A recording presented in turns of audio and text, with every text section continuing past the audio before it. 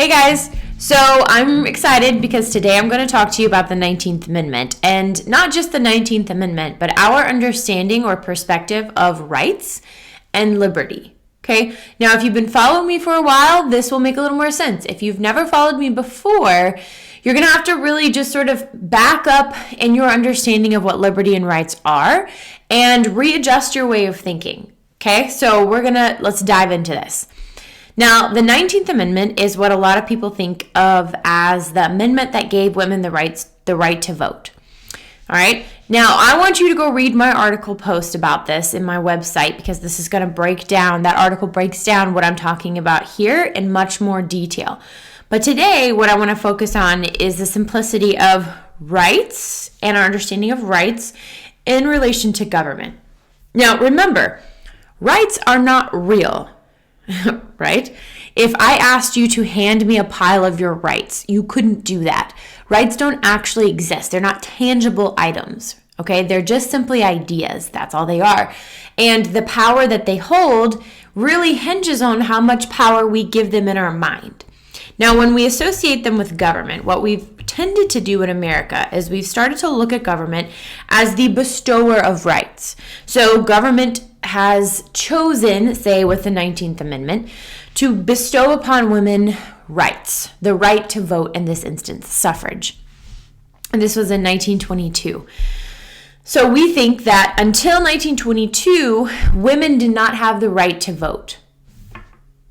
Right? Isn't that our assumed way of thinking about things?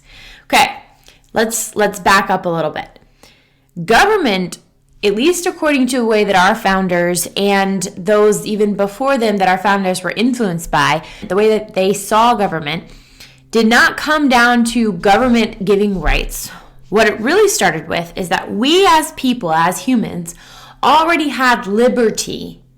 And with liberty, we had rights prior to government's existence. We then created government to protect us and our private property from each other, essentially to protect us, our liberties and our rights, from others who might want to come in and infringe upon those things, right? Then we created government, and we took those same flawed human beings that needed government in the first place, and we put them in positions of power, okay? And the problem with that is that government now could abuse the very rights and liberties that we created government to protect.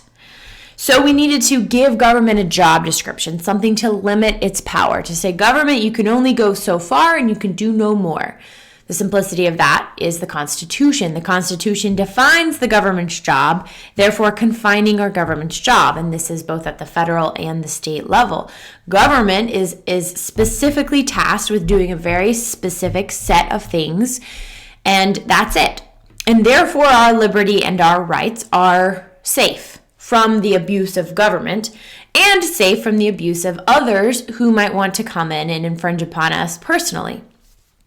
All right, so prior to 1922, when this 19th Amendment was formally added to the Constitution, the idea that women didn't have the right to vote supposes that the government is the one that possessed it and then relinquished it to give it to women.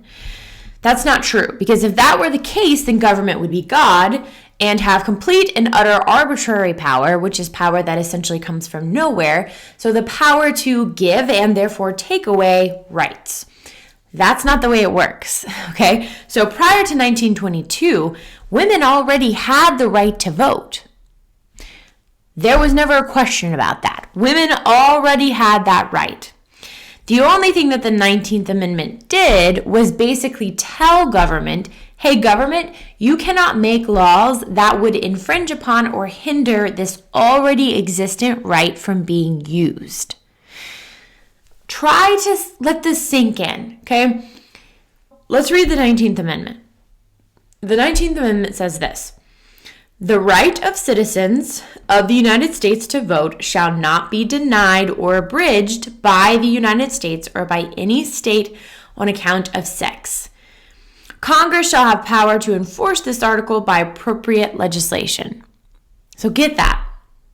It does not say women now have the right to vote. No, all it says is the right that already existed cannot be abridged by any government in the United States, whether federal or state. And here's the interesting thing. The federal government had never, ever made a law that would hinder a woman's right to vote. Didn't exist. So this amendment really had nothing to do with a big United States federal law that was hindering women from voting. In fact, by the time the 19th Amendment was formally added to the Constitution, only 7 states had laws that prevented women from voting completely. So state by state, slowly, many of the states have started allowing women to vote. So if you know anything about the Constitution, the majority of the powers are left to the state governments. So our state governments possess almost more day-to-day governing powers than our federal government. And one of those day-to-day governing powers is the power to write law about elections. And therefore, it was within the state's power to write how they would handle who or who couldn't vote, right? And so most states had already changed and sort of updated the way that they handled voting, and they allowed women to vote.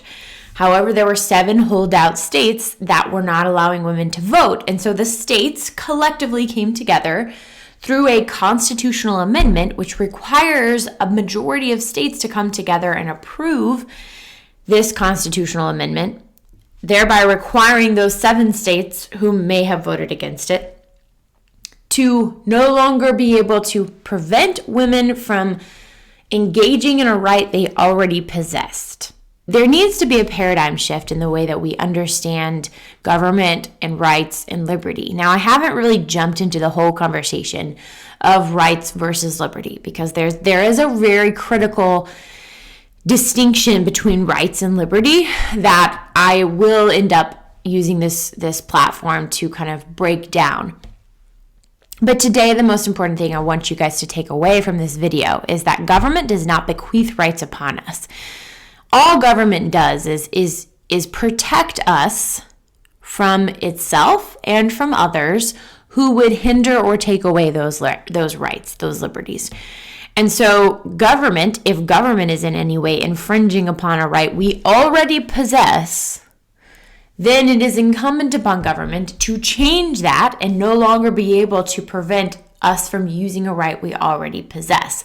That is all the 19th Amendment did. It literally just said government, specifically those 7 states, you cannot write laws that prevent women from using a right they already possess, which is the right to vote. We really need to grab a hold on this key critical difference between looking at government as the bequeather of rights and government as the protector of rights. There's a big difference. Okay, so until next time.